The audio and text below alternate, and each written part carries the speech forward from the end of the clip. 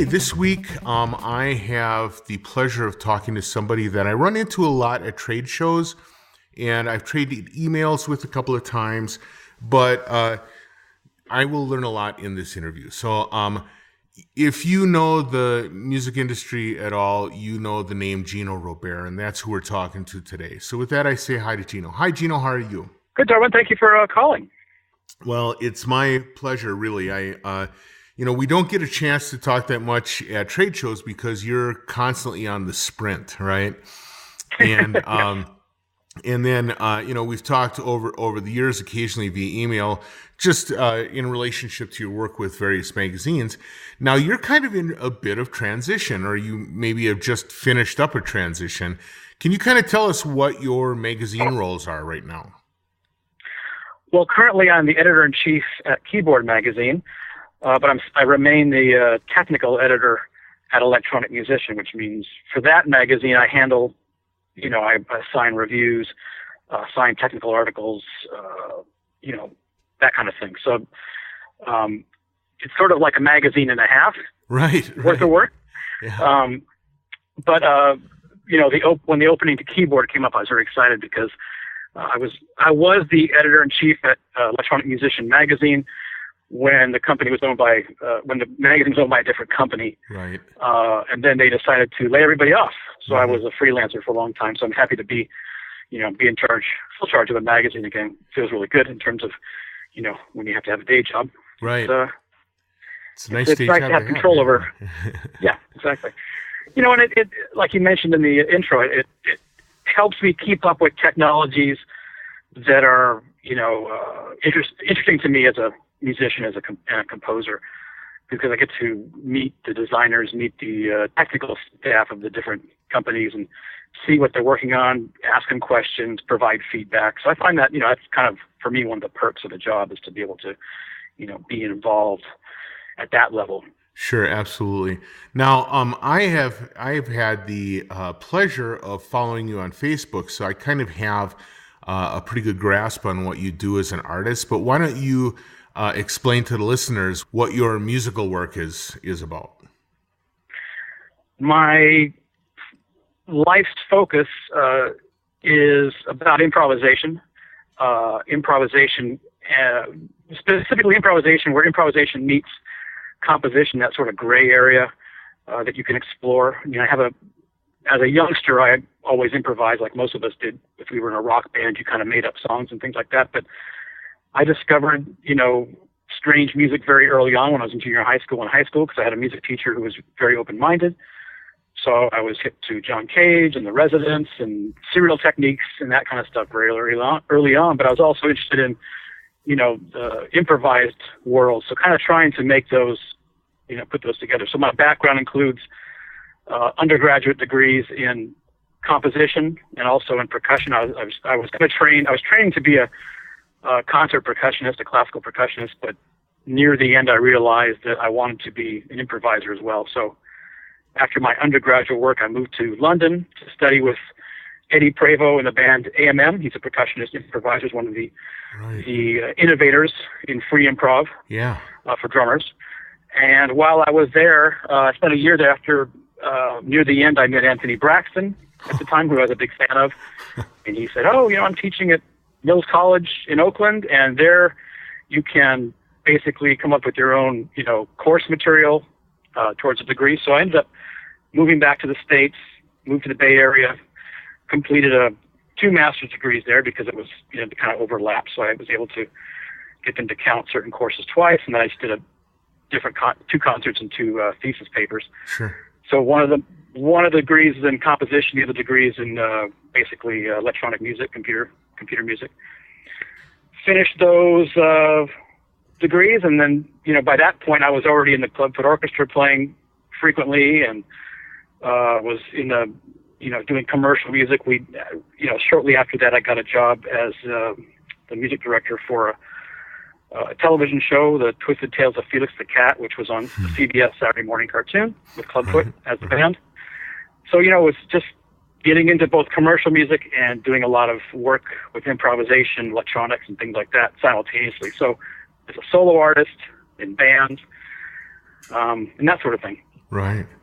So that's the background. But I'm trained as a percussionist, but I've been around electronics since I was in high school. I had a TAC 4-track, was overdubbing on tape and trying to splice tape, not realizing that at the time before I had a course that you don't splice, butt splices. But you have to, ultimately, here I am after all these years, still kind of interested in the same stuff, but, exploring different avenues and working with people I find really fascinating.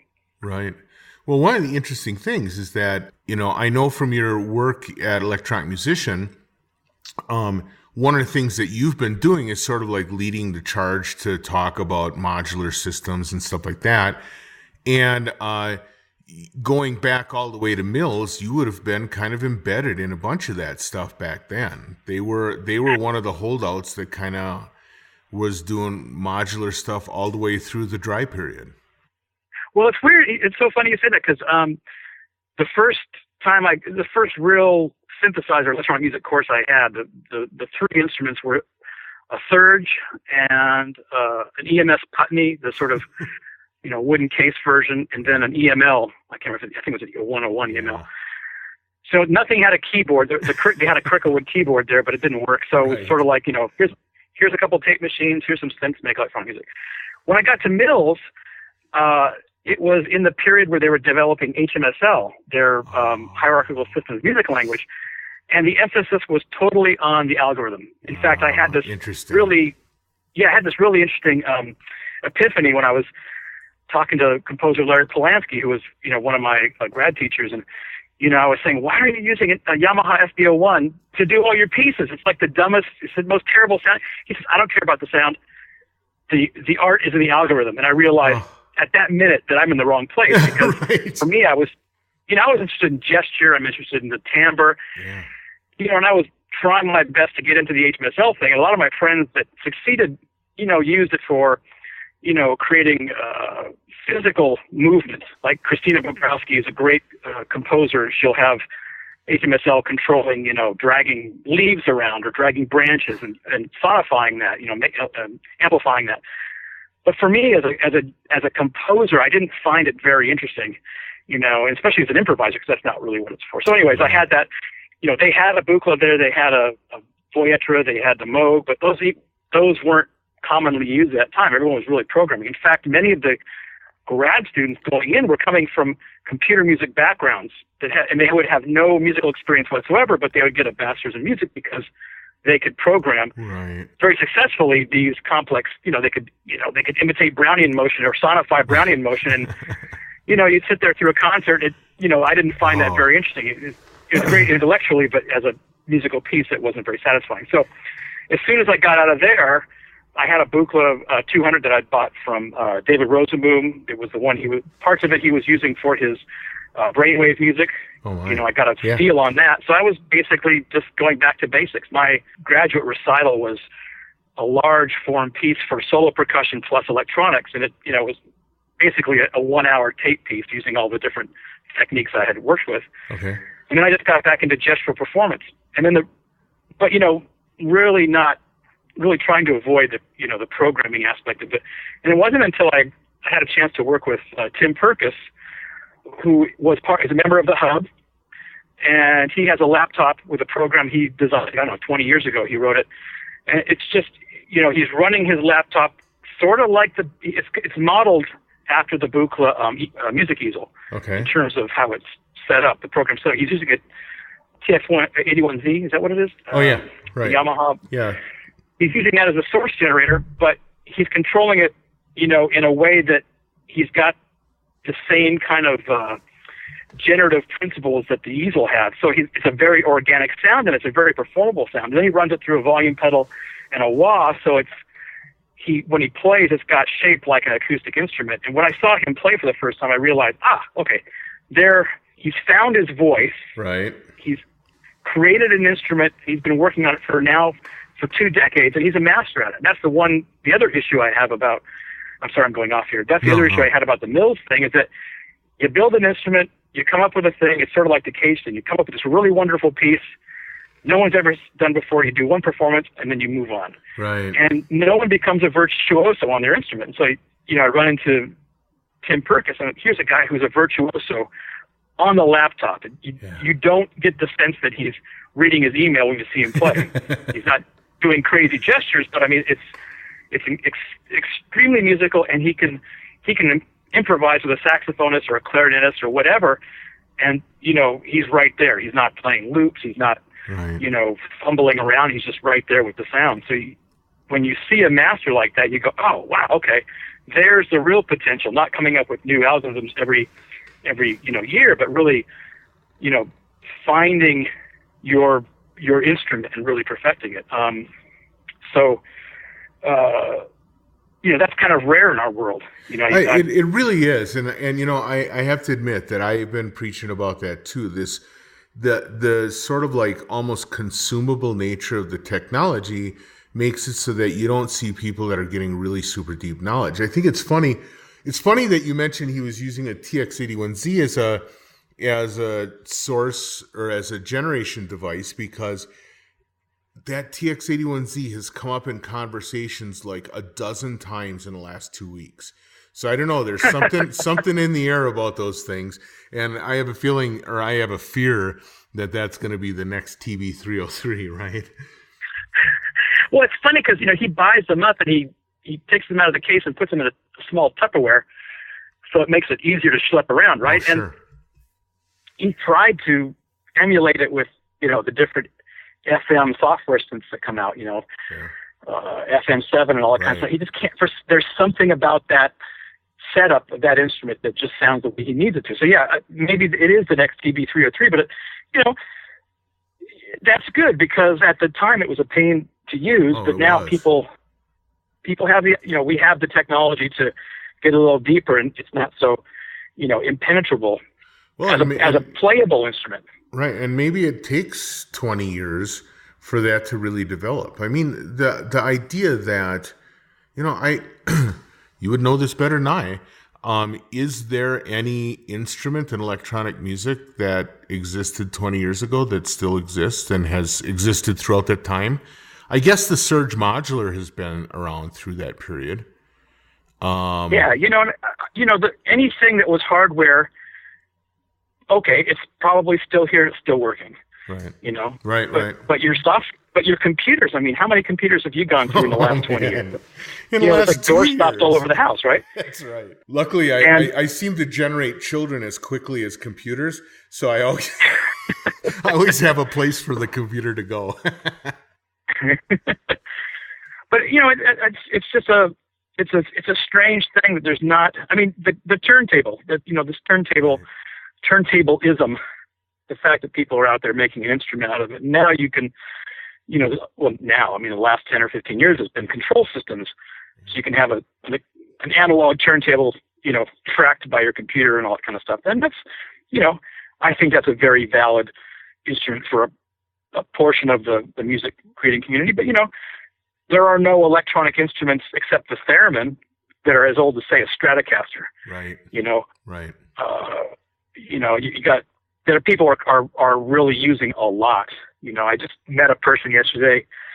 I bought an old synth manual from somebody, and he says, "Oh yeah, I've got some EMU modules, and I've got some like an old Moog 15, and I've got this and that." I'm like, "Wow, this guy is just hiding away. He's got these things, and I'm thinking, okay, so times that by several thousand. There's these instruments hiding away that people just don't use, but are And of course, a collector will probably buy some of those and put them away, and all right, and just dust them off occasionally, which is a shame, because there's nothing wrong with an old Moog if you know what to do with it, Right. Yeah, well, it's funny because you do get this sense that when these things are found, it's just a matter of time, and they end up in somebody's, hidden away in somebody's safe somewhere. Sadly. I mean, back to the thing about the analog modules, for me, it was, I think when I first started it, the reason I took the job as an electronic musician was, we had our second child coming, and I needed a job that had benefits, and my wife was going part-time on her job, so luckily I got a full-time gig at the magazine, and luckily I had an editor, Steve Oppenheimer, who was really open-minded. He'd been, he was around, his brother had worked for ARP, I believe, or knew some of the people at ARP at the time from Boston. Right. So, the idea of like, hey, look what Doper's doing, look what Blassett's doing, here are all these modules. And he said, yeah, it's kind of a niche thing, but here we are 15 years later, and it's like, it's totally changed Dieter Doepfer's life. Right. It's brought all these huge companies, and anybody can come up with a module, and suddenly, it may not be necessarily a good one, but it's like stomp boxes. People can come up with their own crazy idea or rip off somebody else, at least have their own, front panel design. But it's, I think it's like the music biz. It's like once you have a CDR or once you have a cassette, people can put out their own music. Yep. And I don't think that's bad. I think it's actually good because occasionally there'll be somebody who totally kills it, does an amazing job. So, all right, there's a million players in the game, but there's also a couple of geniuses that wouldn't have been able to get their ideas out had the entry been so low, Right, and I think also that there's a couple of things that have happened that really swung the door open. So I was involved with Grant Richter back in the day when he was just kicking off Wired, and at that time, to get someone to do a small quantity of electronic circuit boards was extraordinarily difficult. To get somebody who would do a small number of panels, extraordinarily difficult, right? It was, but if you combine sort of like the changes in education with the whole kind of maker movement and the idea of sort of like hackerism becoming mainstream, all these things kind of open up the door to what you said, which is the ability maybe for a genius to appear that wouldn't have existed had it not been for this kind of like shift in not only in consumer concepts, but also in manufacturing capability. I mean, it happened in guitar pedals, absolutely. and it's certainly happening with the modules right now. Absolutely. And you've got the folks in Portland, there's like 5 or 6 manufacturers being, the stuff is being built in Portland by that group. And, I think that's fantastic. It's sort of, it's a cottage industry, but it's more than that. It's very sophisticated. Yeah. And it's keeping people fed. I think you're right about it being, the maker movement and everything. It's all wrapped up. It's the same people. I mean, the people who are making analog modules, many of them are coders, and they're putting, sophisticated, algorithms behind a panel and allowing you to, CD control them. Great. Some people want to have all analog. Fine. Some people want to have hybrid. Fine. You don't. And for me, I've got Macs on my computer. I did a piece with the Rova Saxophone Quartet and Ikue Mori. Ikue Mori did the video, so I did the composition. And Rova was running through. I was sampling them with Macs while they're playing live, processing it in Macs, and then running the output through analog modules, filters, and all kinds of stuff like that. And it's something I could do in a small case, a small Euro case, in an affordable way, which 30 years ago it would have been, a lot harder to do what I was doing. Right. So, it's just tools, and luckily for me, what I like about my job is I get to meet people like you who have been on the building end and designing end of tools, and also I get to hear, what's coming down the pike. But ultimately, I have to get off my butt and I have to make music. Right. I hear that. So I want to get back to discussing music because you dropped a little nugget that I'm really curious about. And with NAMM coming up, it always comes to my mind.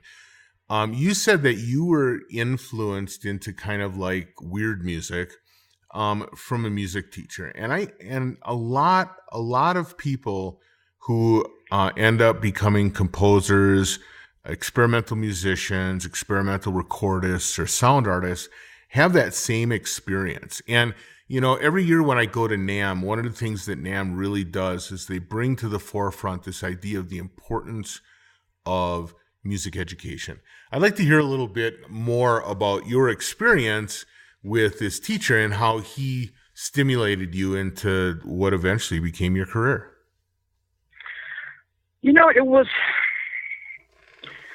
It was the fact that he was a church organist and he knew a lot of people. We would go to concerts, you know, and there would be some kind of contemporary music. There was it was just the fact, I don't know if whoever hasn't really worked with church organists have had advanced musical content since the late 19th century. There are organ pieces that are extremely atonal and out-sounding from before the 20th century. And when you play that music, it really opens your ears. Not to say the compositional techniques weren't, you know, like Schoenberg or Webern or whatever, but, you know, they're pretty out stuff. So his ears were pretty open, and he was opening my ears. Second, you know, when you're a percussionist, you automatically play percussion works by contemporary composers. So, you know, when I'm studying with my drum teacher, you know, we're listening to Cage, we're listening to Lou Harrison, sure, Carlos Chavez. So, you know, what's the next step? The next step is, well, you know, there are these pieces for percussion and tape. Oh, well, what is that? You know, and then there are pieces for just tape. Oh, you know, and then there's a friend of mine at some point had a Micro Moog synthesizer, you know, and say, well, can I borrow that for a couple of weeks? You know, then it's like, it's got an input. What do you do with the input? How do you make that work? So it's just sort of lucky, you know, I'm from a very small town at the time, you know, an hour from LA. So, you know, I was just happened to be in the right place at the right time. My drum instructor in high school, we had a really strong marching band program. The first 2 years, the drum instructor was a drummer. So he let us have free reign on crazy stuff. So it's kind of like, you know, hearing Zappa, hearing the Black Page as a freshman and going, wow, I wonder if we can fit this into a marching, we can put this kind of stuff over, you know, in our cadences. How do you fit a 7 over, you know, 4? And right. So it's just, you know, my mind is blowing up. And then when I was getting ready to go to college, my piano teacher said, you know, don't go to the city college. You should go to university, and there's the University of Redlands nearby.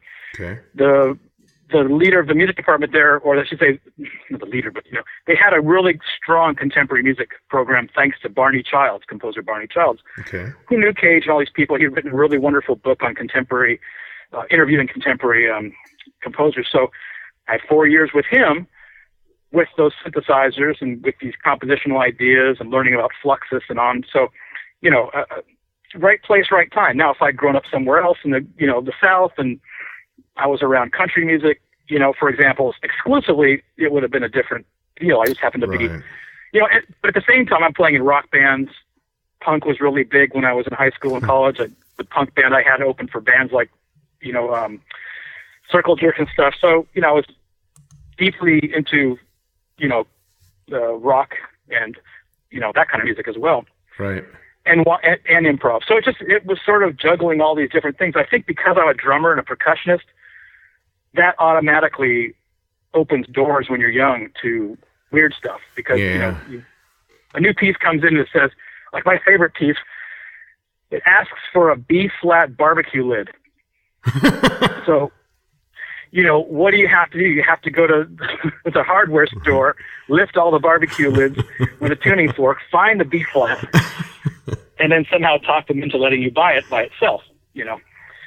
So when you do that when you're in high school, it's all over. The game's over. Right, you suddenly realize that playing Tchaikovsky is boring, you know. Right. As a drummer, anyways. I mean, if you're a violinist, that's a thing. But so that's kind of the background. It escalates from there, you know. Sure, that's really interesting though, and it's really fun to kind of hear that tour of duty, because I have to admit, so I was always too nervous to be involved in a school band, but I certainly did dance around with a lot of different kinds of music, because I grew up in the Midwest, which has no music of its own. So you just do bits and pieces of everybody else's music. So, you know, I play country one day and rock and roll the next and classical the day after that. And so it was flopping around. That was really nice. But I can see where, first of all, being a percussionist, but secondly, kind of being in that neck of the woods would give you a lot of opportunity. That must have been amazing. Yeah. I mean, so the B-flat barbecue, that's right. It's Kraft, because he was my timpani teacher. When I was like I met him at a conference when I was in high school, and I wanted to study composition. And he asked me some basic orchestrational questions that I couldn't answer. He says, "Well, let's start with drum lessons first, timpani lessons, and then we'll work up to composition." So, every time I had a timpani lesson, I'd be pestering him for composition ideas. Right. But being next to LA and Hollywood, at the same time I would go and take lessons at the Dick Grove School of Music. Right. Orchestration lessons for big band and stuff like that. So, yeah, I mean, being near a major city center. Now, on the other hand, on the downside, the artistic quality of the jazz in that area is really low. Oh, wow. So I was not, the kinds of people. It was really about the sort of high-tech, Disney-fied big band sound, which I couldn't relate to. Mm-hmm. And once I got I got a Braxton record in my hand, Hard La Belay, I realized, oh, okay, big band can be something else. Now, that's something you only hear at that time, really, if you were lucky to be on the East Coast or, in those areas like Chicago with the ACM and stuff like that. Right. But, thankfully I found that because I had little interest in jazz up until that point, except to have to play it in high school and stuff. Right, right. But you're right. It really is totally about where you are. But now with the internet, I mean, this is the crazy thing about today is that, once you're on Facebook and you have, 30 or 40 friends, all of a sudden you see their interests and you find videos of, Luciano Berio or whatever. And, you don't have to go to the library and hope the library has a record. Yeah, well, it's right. It's that. But also, software has kind of changed the game, too. So a couple of weeks ago, I talked to Giorgio San Cristoforo, who developed, he had an opportunity to work in like one of these obscure electronic music and tape centers in Europe, and he was able to make a software emulation of it that he sells for like $10, right? This is, even when we were young, the technology would have made it cheaper in that it would have only cost as much as a house, but before that, it would have cost as much as a city block.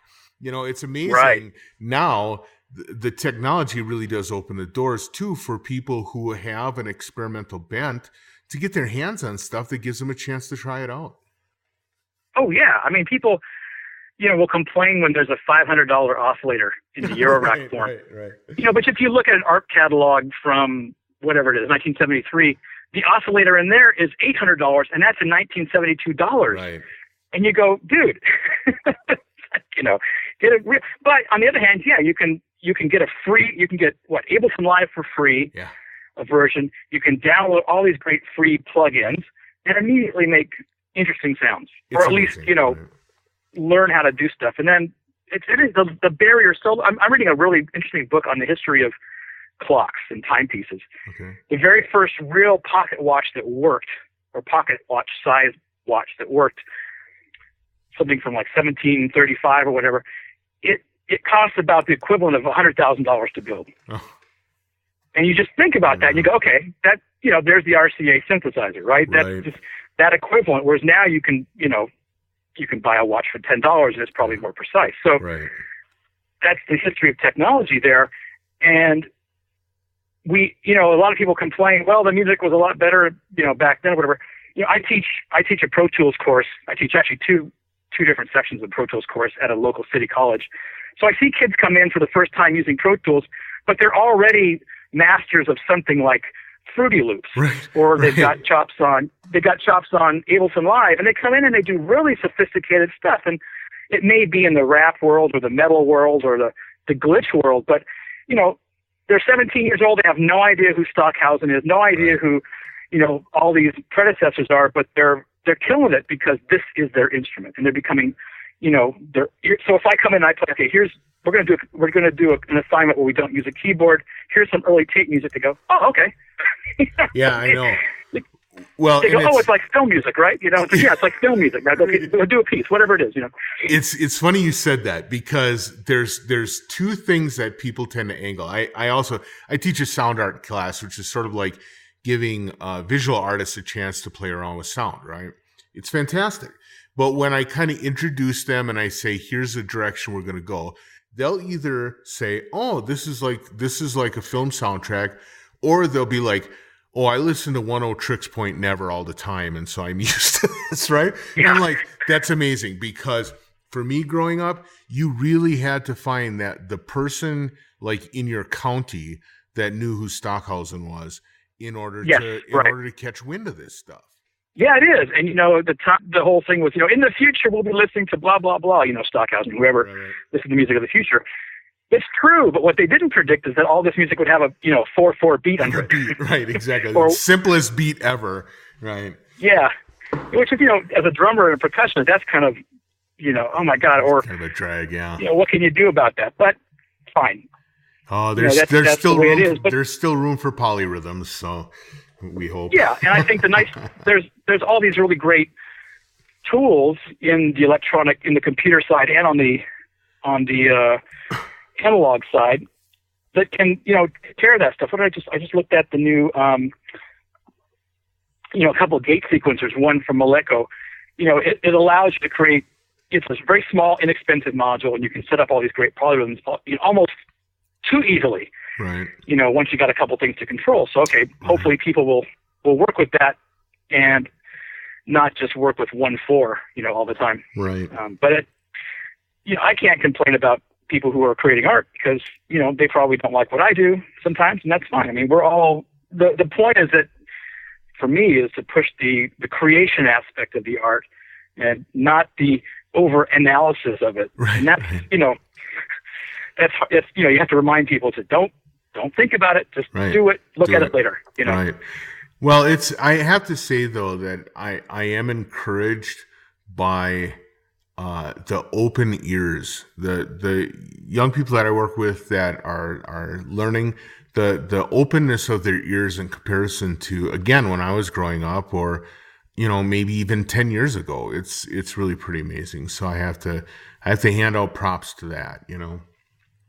Well, certainly there's a lot of great electronic music composers, in the EDM or electronica space that are just are, you can kind of thank for that. They brought in really obscure musical, references in sort of under the guise of dance music or under the guise of beat-based music. And, so now people they have definitely open ears, open minds to a certain extent. Sometimes the lay person still needs to have a beat, but at least the people making the music, the creative class, so to speak, of people using electronics tends to, they're excited about stuff that they've never heard, which is great. Right. At least they'll give it a listen, and then they'll sample it and they'll put it in their own music. Sure, right. So I'm curious. I look around my desk and I have all kinds of gadgets all over my desk and in the cadenza next to my desk and on the floor alongside my desk. And I notice a trend, which is that things kind of flow onto my desk and then off, but there are some things that just stay for a long time because I kind of fall in love with them, right? I'm curious about your desk. You get a chance to touch probably every piece of electronic whatever that exists. What is the stuff that stays on your desk because you love it? I like the stuff that allows me to quickly intuitively get gestural sound out, or translate gesture into sound without having to futz with things. I know there's a learning curve with a lot of things, right?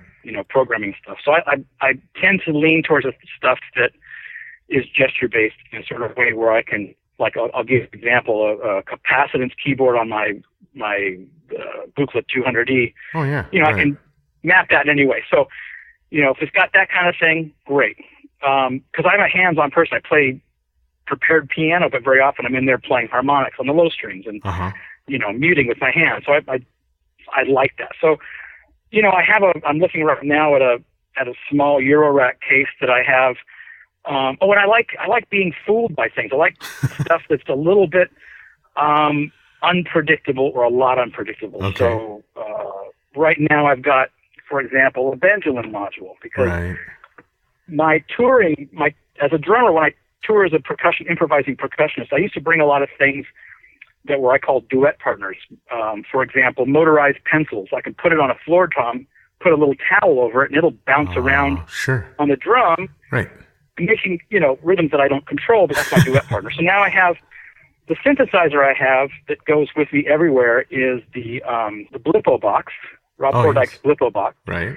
Because it's got two really steep, wonderful filters, two oscillators, and the Rundler system is very Buchla, source of uncertainty like for me. Mm-hmm. So that's kind of my synth. I can put my hand over it. The chicken head knobs, I can control them all with right. one hand, Yeah. Sure. So, but it's that sort of unpredictability that I like. Semi-predictable, semi-unpredictable, plus the tone. So, things that come through that I'm really in, for example, are things that have a joystick or, yes, whatever it is that has a certain bit of unpredictability, I'm all for it. So yeah, things are coming through, the modules come through especially a lot. I like that kind of stuff. Without being too specific. So keyboard synths, that's great when I have to go to a recording session and play a part. Right. I have my favorite keyboard, one of my favorite monophonic keyboards of all time is the Moog Sonic 6. Yeah. I think it's got this certain thing, the double LFO and the way it interacts with sound. I just love if somebody says, play a lead, on a sort of, or play a melody in there. I like that. Right. Or my Pro 1. I've got a secret keyboard I can't talk about yet because I can't just divulge this before NAMM. Right. But it's a Korg instrument. It's an analog instrument, keyboard instrument, but it's got the right footprint, or it's got all the stuff in the front panel that I want, which is I can change. It's a 4-voice analog synth, portable, lightweight, low cost, and all the controls make sense. It's easy to play, and yet you can get it into kind of modes where it's a little bit out of control. It's like you're riding this sort of Bronco aspect. You can kind of get that with that.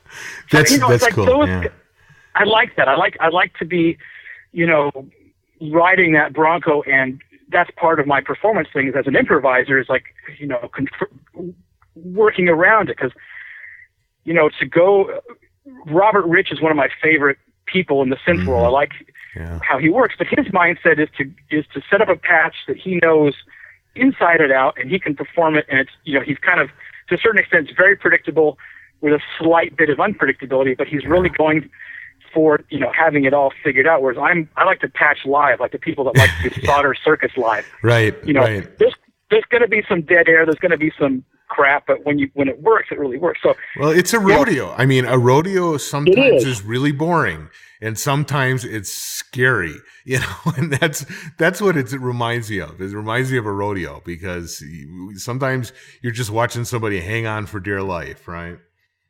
Yeah, and I think that's what in all music, every kind of music, when I'm attracted to it, there is a sort of danger element. Right. So I'll give you a concrete example. My favorite band, one of my favorite bands is the Zappa band around, say, 1972, 73, that era. Right. They're playing these pieces that are on the edge of playability, and they're playing them sometimes at tempos that are almost impossible. You listen to the bootlegs, you go, wow, these guys are kicking it. You listen to Zappa on Zappa, they're playing the same material, they're playing it expertly, but there's no danger element. Right. They're not being pushed. They're not afraid of the conductor turning around and suddenly changing the feel or changing the tempo, right. Or throwing them a new piece the next day. So, it's that on the edge of falling apart. I love in all the artwork whether it's visual art or, sound art, that really appeals to me, seeing that danger. So as a performer, as a drummer, I go out, I don't go out with a drum set. I bring a box of stuff, cymbals and noisemakers and weird, things like motorized pencils and stuff, drink mixers. And it's a performance. It's like, okay, so I show up. If there are drums there, great. If there aren't, I'll go to the kitchen, I'll bring out pots and pans, and I'll do a performance. So that's my personal interest. And yet, I like music that's set up ahead of time. I will listen to stuff that is highly technically, pre-created or predetermined, but I kind of like the sort of indeterminate danger element. You're an improviser too. You understand that, and I think it's sometimes hard to get that across to people who will spend, weeks rehearsing a piece to play it. and you go, okay, that's great. Well, it seems a little facile. I think sometimes. So I went to music school. I went to North Texas, where they kind of pushed you into like crazy groups, and I learned to do ensemble-based improvisation. It was great. It was exciting, and I learned how to deal with it, and I learned how to like listen while you're preparing to play, and all those kind of things. It was fantastic. But I realized that one of the things electronic music right now allows you to do is sort of like live in your mom's basement, never really interact with anybody, and polish something into being extraordinarily amazing. But the idea of then that person now getting up in front of a crowd and making it up, I can understand why they're like, you know what? I need to press play right now. I think that there's a new kind of performer coming up, and it's performers who largely did not get their chops by playing live. And so I can understand it, even though if I'm like you, I really like the risk element a lot. My favorite thing to ever see, you were talking about the Zappa band. I got a chance to see Sun Ra and the orchestra one time.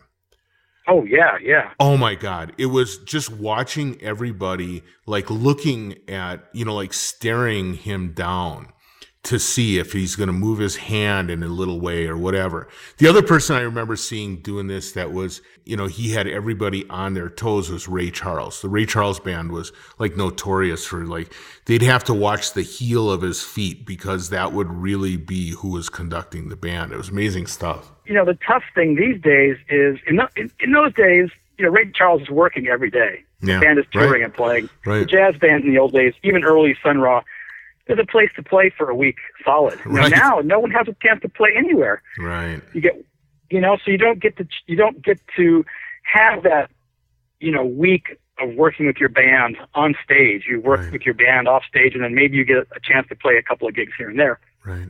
That's a different thing. But I agree. Yeah, I agree. It's a whole. There's nowhere to play. First of all, half the time there really isn't. But there's all these tools to work with, so people work in their basement. But at the same, it's an interesting thing because you can't even be that cut and dry because there's so many. It's so gray in between those two polar things. Well, right, because when you record something and put it up on YouTube, was that a performance? Was that a recording? It's all over the map even there. Yeah, and it is a performance because ultimately people are going to be able to watch everything you did, watch that little piece of snot dripping out of your nose while you're soloing, over and over and over again. So it's more terrifying than a gig where it's done. You can say, God, I'm glad that's done. But you take when I went over to Roger Lynn's house and he's showing me the Linstrument, and he says, he's got a couple of videos of some people who've been, really hacking into the software and getting some, interesting instruments to play from it. They're just playing on for YouTube. So they're at home playing the music they love. Really, they're not out there, backing up the next Ray Charles or whoever, Bruno Mars or whatever. They're at home making their craft. Fine, that's great. They don't have to go out play for me. But if they're doing YouTube things, that is a little bit terrifying. Ultimately. Even though you can kind of wait until you get the perfect performance before you put it up. Right. But I don't know. You're right. And yet it is so varied. I'll run into people and there's all sorts of all that gray stuff in between, which is fantastic. I think, God, Braxton calls this the post-future, right. And it's because the future was supposed to look different. Yeah. And yet, we don't have flying cars. We barely have, automatic driving cars. We still wear the same clothes we did in the 70s, but, we can see anybody's work, anywhere on the planet at any time. Right. And it really is amazing. I mean, right. I'm curious to see. We all have our own tricorders. They're just called iPhones, right? Exactly. I wish I could beam myself somewhere. That's what I'm looking for. Right. I'm preparing for a tour, a trip to Italy, and it's like the hardest part about this whole thing is the travel part. I just want to show up at a place, play with my favorite musicians, and not have it take 24 hours and three trips to an airport to do it. Yeah, indeed. Well, Gino, all right, we've blown through our time, and I just feel like we just got started. And so I'm definitely going to ask you for a return engagement soon. But before you go, I'm just curious. You've been in a position to talk to, interact with, and even play with a lot of phenomenal people over your lifetime. Of all of them, what's a highlight moment that you could share? Wow. I would say there's probably, there's probably a couple, but one of the big highlights is working with Tom Waits, in this case, working as a drummer or a percussionist, mostly because he's a songwriter. He's a very traditional songwriter, and he's got a very, very listenable sound. But when you go work with him, he doesn't have a plan. He has a song in his head, and he only knows when something is working or not. So it's like you go in there, and he's got this room full of gear, percussion gear, and you set, I remember one session I had 2 marching bass drums leaning on my legs, right, one on each leg, Right. two giant xylophones to the left and right of me, and some other weird drum in between us, and we ended up with this really weird kind of like 4/4 rhythm with me kind of jumping around between all 5 of those instruments. And it took all day to get that, but it was improvisation. It was like, he'd sing the song and we'd try a version, and it's like, listen to the tape and go, it's almost there. But his mind is so open to stuff. He'll change a word, he'll change the shape of the chorus or whatever, just to get to a certain thing. And yet it's more free improv than having worked with some of the jazz-based artists. So every time I've worked with him, it's just been a thrill. And the same with Anthony Braxton. I would think he has these amazingly complex orchestral pieces, for all the basic instruments. And then he'll come in, and I'm the drummer. He'll hand me the trumpet part, and I'm on drum set, and he doesn't want me to play the trumpet part. He wants me to play, with the part. The trumpet part. Yeah, right. Sure. And it's great. I mean, it's just like, it's so anti music school where, there's only, wherever you go, there's always one way to play trumpet, like so-and-so, the great trumpet player, one way to play violin. Here he's saying, look, express yourself. Here is one part of this larger piece, and I invited you to play. I want you to express yourself with this notated music. If you play a mistake, I'm not interested in the mistake. I want you to express yourself. He says, if you didn't play any mistakes, you played the piece wrong. That's usually his comment. Oh my God, how freeing is that? How amazing is that, right? Yeah, I know. And his music, he plays at a very high level. So those two experiences, I still think about that when I have students who get, Right. overly precious about their playing. If I have a drum student, first thing I say is I take away the hi-hat. How can I play without the hi-hat? What is my left foot going to do? Like, you're not thinking, your left foot's on automatic pilot, so we're going to take that shit out. Now you've got to think about the rest of the music, how you fit in. People sometimes forget about that. They're just reading notes on a page, hoping the composer figured that out. But you really have to, So anyways, that's, to answer your question, those two guys, I think, really took me over the edge a couple times. That's a couple of great stories, and it sounds like great experiences.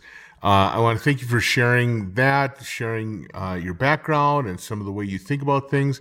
I really do want to get you back again soon. And also, hopefully, I'll see you over at NAMM this year. Yeah, where will I find you? I'm not actually working at a booth, but I am sure I'll be spending plenty of time over in Modular World. I always try to, so there's that. Great. All right. I'll see you over there then. All right, sounds good. See you then. Bye. Okay, thanks for the call.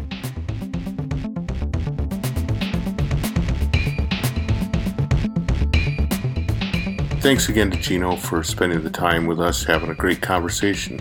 Hope you learned as much as I did. I want to thank you for listening, for continuing to spread the word, and I'll catch you next time around. Thanks. Bye.